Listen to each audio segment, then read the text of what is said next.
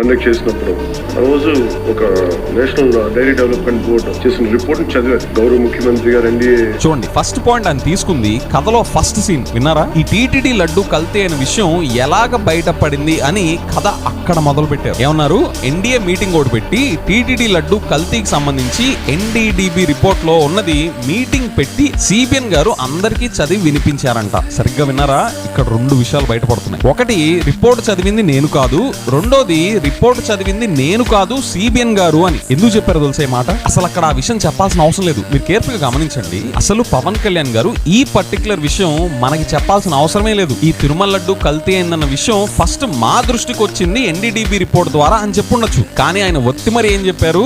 ఆ రిపోర్ట్ చదివింది నేను కాదు, రిపోర్ట్ చదివింది సిబిఎన్ గారు, ఆయన చదివి మాకు వినిపించారు అని చెప్పారు. తెర వెనుక జరిగిన విషయాన్ని ఇప్పుడు తెర మీదకి తీసుకొస్తున్నారు. ఎందుకు? ఒకసారి ఆలోచించండి. ఎందుకని పవన్ కళ్యాణ్ గారు ఇది ఇప్పుడు స్టార్ట్ చేశారంటే, ఎన్డీడీబీ రిపోర్ట్ లో ఉన్నది వీళ్ళందరూ తప్పుగా మనకు చూపించి ఫేక్ ప్రాపగాండాస్ క్రియేట్ చేశారు కాబట్టి.